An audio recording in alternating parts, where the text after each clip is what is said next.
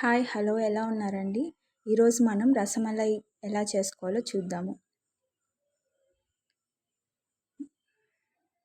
ముందుగా మనము పాల ప్యాకెట్స్ కట్ చేసుకొని ఒక గిన్నెలో పోసుకోవాలి. నేనైతే ఇక్కడ 8 ప్యాకెట్స్ పాలు తెచ్చుకున్నాను. అందులో 2 ప్యాకెట్స్ తనిగా కాంచుకోవాలి. అది మళ్ళీ చెప్తాను ఎందుకని. ఇప్పుడు 6 ప్యాకెట్స్ పాలని గిన్నెలో కట్ చేసి పోసుకుంటున్నాను.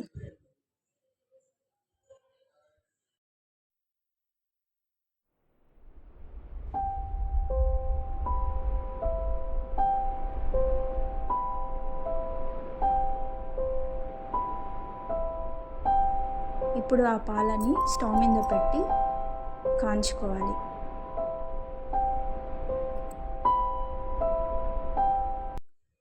పాలు కొంచెం వేడెక్కాక 2 నిమ్మకాయల్ని నేను ఇక్కడ పిండుకుంటున్నాను. ఎందుకంటే మనకి పాలు విరిగిపోయి పన్నీర్ అవ్వాలి కదా, సో అందువల్ల. కంటిన్యూస్గా మనం ఇలాగా కలుపుతూ ఉంటే ఒక 5-10 మినిట్స్లో పాలు విరిగిపోతాయి.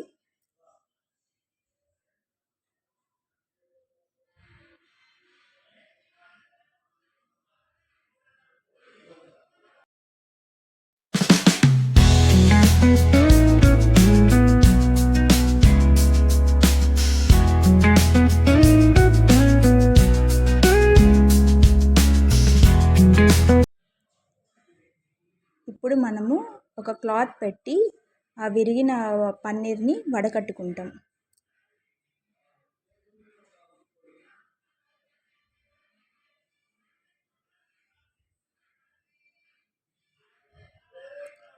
వడగట్టేశాక ఇప్పుడు నేను ఇక్కడ కూలింగ్ వాటర్ పోస్తున్నాను.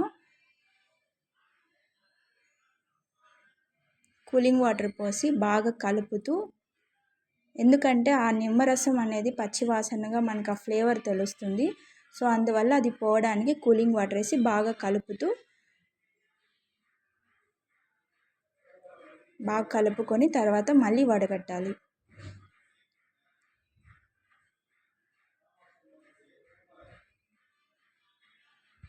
సో బాగా అలా తిప్పుతూ టైట్గా ఆ పన్నీర్ని వడకట్టేసి ఒక 2 మినిట్స్ అలా పెట్టేసి, తర్వాత ఇప్పుడు ఆ పన్నీర్ని మనం చపాతీ పిండి ఎలా అయితే కలుపుతామో అలాగా స్మూత్గా కలపాలి. సో అలా సాఫ్ట్గా మనకి పన్నీర్ అనేది మెత్తగా వచ్చేస్తుంది కలుపుతూ ఉంటే.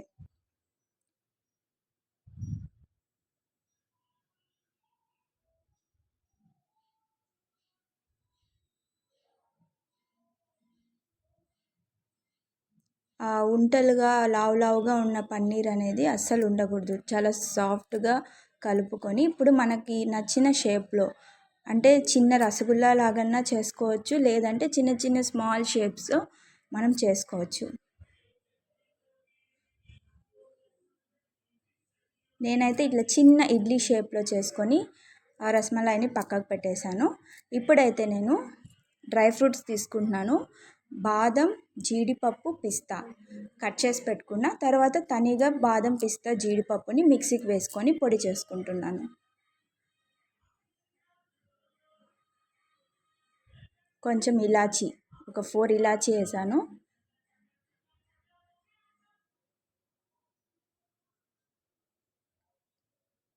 సో మనం తనిగా ఎత్తి పెట్టుకున్న ఈ డ్రై ఫ్రూట్స్ని మిక్సీలో వేసుకొని ఆ పొడిని నేను ఫస్ట్ చెప్పాను కదా 2 ప్యాకెట్స్ పాలు తనిగా కాంచుకోవాలని. ఆ తనిగా కాల్చుకున్న పాలల్లో ఈ డ్రై ఫ్రూట్స్ పౌడర్ని వేసి బాగా కలుపుతూ బాగా ఉడికించుకోవాలి. పాలల్లో ఆ డ్రై ఫ్రూట్స్ ఉడికినప్పుడు మనకి ఆ ఫ్లేవర్ అనేది చాలా బాగుంటుంది. సో పక్కన ఈ బాయిల్ అవుతూ ఉంటుంది. తర్వాత మనం ఇప్పుడు ఈ రసమలై అనేది షుగర్ సిరప్లో వేయించుకోవాలి. ఆయిల్ అయితే కాదు, షుగర్ సిరప్ పెట్టుకొని షుగర్ సిరప్లో దాన్ని ఉడికించుకోవాలి రసమలైని.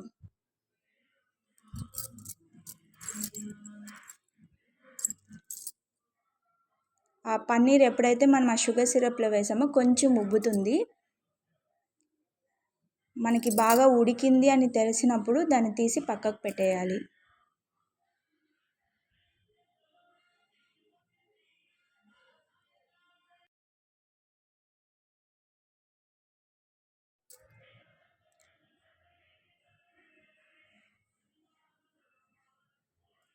మనం ప్యాన్లో నుంచి పన్నీర్ ఎత్తినప్పుడే జాగ్రత్తగా ఎత్తాలి, ఎందుకంటే అది విరిగిపోతుంది.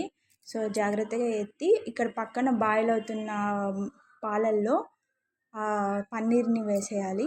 వేసేసి ఒక 2 మినిట్స్ కొంచెం ఉడికిచ్చాక ఆ డ్రై ఫ్రూట్స్ ఫ్లేవర్ అనేది రసమలైలో దిగిపోతుంది. సో ఇప్పుడు నేను కొంచెం కుంకుమ పువ్వుతో దాన్ని గార్నిష్ చేసుకున్నాను. సో తినడానికి చాలా టేస్టీగా ఉంది. మీరు కూడా ట్రై చేయండి. So like and subscribe.